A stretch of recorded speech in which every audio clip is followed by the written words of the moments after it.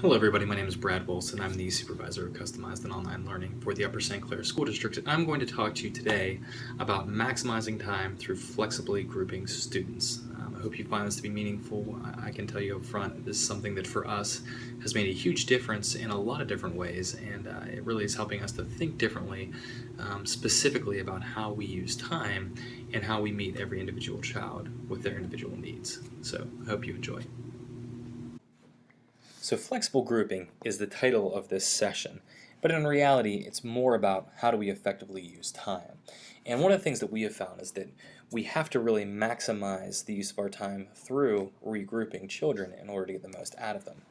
The reason for this, is all of us know, is that we have kids that learn at different speeds, and we have kids with different interests. We have kids that are moving at different paces, coming from different places. They're all over. And the uniqueness of kids really requires us to try to meet their needs more effectively than we traditionally would in a one-size-fits-all classroom. I'm going to go through this today, and I want to show you how we use a lot of choice and selection of how we're going to use our time, and some other regrouping approaches that are really teacher-directed to help us to maximize the time that we have in our limited schedule. Now, before we get too far with this, it's important to understand a few things. Number one, we are not a strictly multiple choice type of school. We actually are trying to move away from that as much as we can toward more authentic assessments in nature. We've been doing this a lot with technology and other things. So that's an important thing to understand.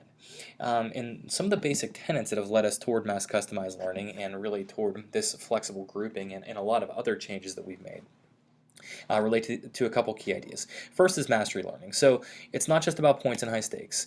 It's about mastery learning. Did you get what you needed to get? In real life, you keep doing it till you get it right. That's how my job works for sure, and that's really how most jobs are, right? So we don't want it to be just about one try. It's got to be about getting it right the first time.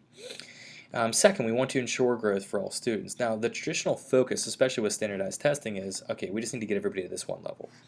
For us, it's really more about how do we help every child to be the best version of them that they can be. That's what we're really aiming for. And that takes a different approach than what would traditionally be used in a school setting, because typically it's just that we get them all there.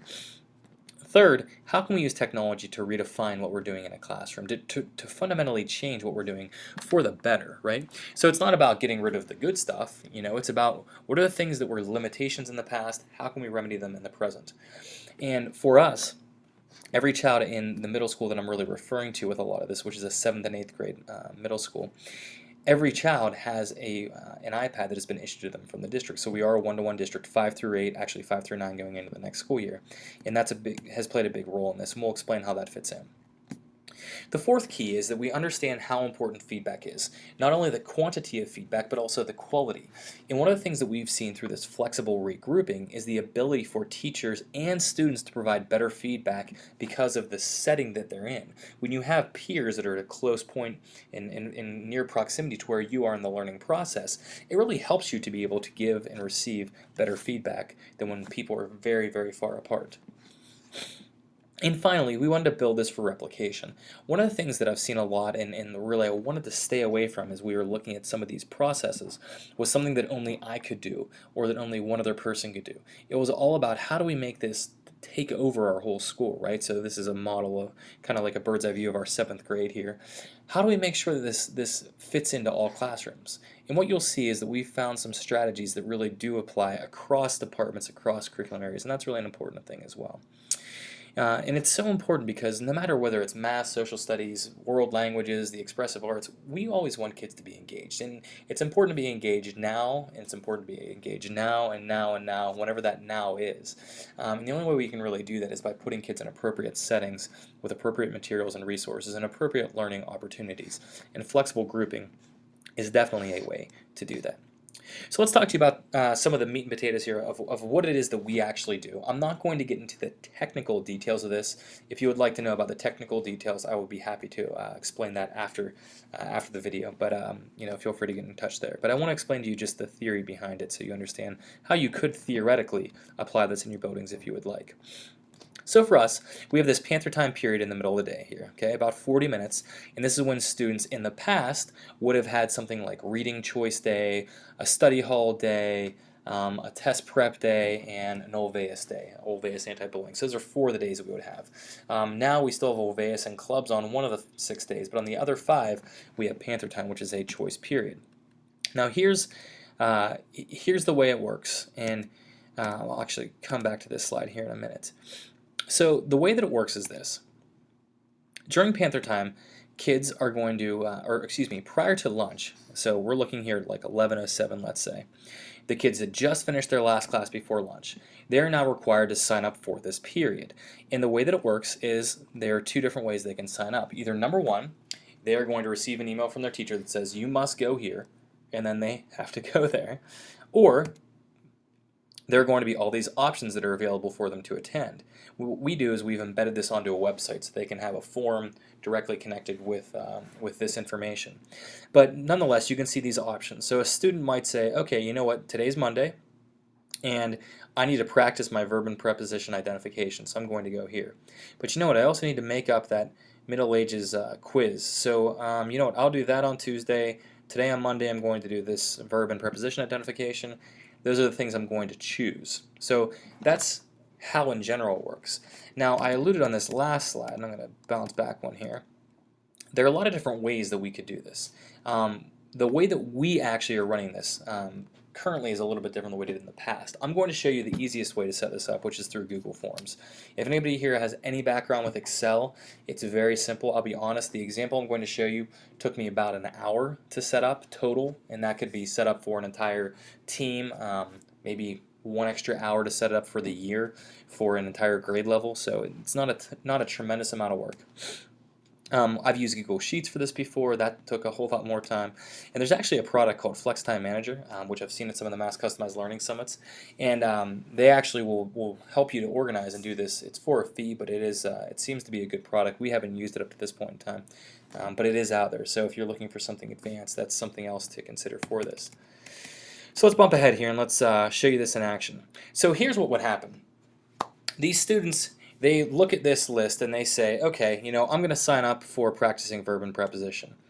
Once they all sign up here, just within a minute, it's actually seconds after, what will happen is these forms will show up and the names will just continue to populate in the list. So Mrs. Leonard would know, oh, okay, here are all the students that I have, and here's exactly what they need to do.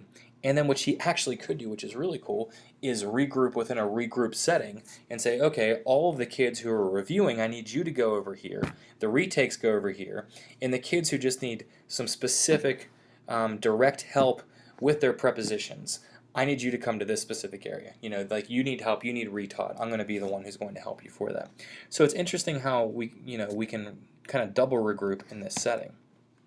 And again, this is about mastery, right? So imagine you have kids who miss school. Imagine you have kids who typically struggle in math. This gives you that opportunity to help them out without having to require a second math period for them. It can be when they need the help, so it's as needed help. We've also applied the same thinking behind these forms to a lot of different settings. So let's say that you have kids that are working on their writing, for instance. You have all different stages of the writing process. You might have kids that are still working on their thesis, like they don't even know what they want to focus on yet, whereas you have other kids that are on their second body paragraph, some that are working on their works cited. You can help to set up forms to help them to regroup into certain locations, turn in evidence, and then that can help you to kind of keep track of where everybody is in the process. So yes, the physical space is important, but also keeping track of it electronically is something that we've really found to be very beneficial. Something else that we've done is we've regrouped across teachers, so not just within a classroom, but across a lot of different teachers and even across teams. So we have 12 different sections of students in our 7th grade, and in this specific case here with the research skills assessment, what we did is we had all of the students take this assessment, and it is self-report data, which I know is not the best, but it still can be very helpful, in which they were to go in and kind of help us to figure out how well they understand how to research. From here, we then regrouped them across team. So we actually had from this 3 different teachers who would then intermix with these students to help based upon what level they were at, and it helps so teachers could target certain levels at one time instead of having a class that was really diverse in nature for this specific skill, which is something that was beneficial as well. We've actually applied the same thinking as well to an entire day. So we had a day at the end of the 9 weeks where teachers had all kinds of different things that they wanted kids to get caught up with. So we had some kids who were all the way caught up in science, others all the way caught up in math, but not in other subjects. So what we said was, okay, let's give the kids choice. So if they need to take 2 math classes today, that's fine. If they need 2 sciences, that's fine, as long as they're up to a certain level. So we set up a system in which they could do that. Through what we call the flex schedule day. We also have used this too, and you can see this says modified schedule. We've used it as well for if we wanted to have a teacher come in, or excuse me, a speaker come in, and it was going to throw off our schedule. Or imagine you have some sort of an assembly, even a 2-hour delay day sometimes. You run into classes that end up being something like 15, 20 minutes long, and you can't really accomplish a whole lot. Well, we found that we were able to use this pretty effectively at times on some of those days as well, to help to set kids up to get what they needed on those days when there were minimum times available. So for us, we've really looked at this and we've said, okay, there are 2 components. It's about student choice and what they just generally perceive to need, and then it's also about formative assessment data. Those are the 2 key factors that are going to help kids to determine where they go in a lot of these settings. One of the other things that we're trying to develop here that is something that we think is going to really help us a lot moving forward relate to proficiency checklists. So our world language teachers from K through 12 have developed certain proficiencies that kids need to exhibit over the course of their world language learning experience. What we're looking to do now is to translate this and kind of transfer this over into other factors such as research, reading, specific types of writing skills, even math skills, and just general inquiry. But nonetheless, what we would be able to do then is say, okay, a child is on this specific level, therefore the next time through he's going to focus on this, and the next time through he's going to focus on this.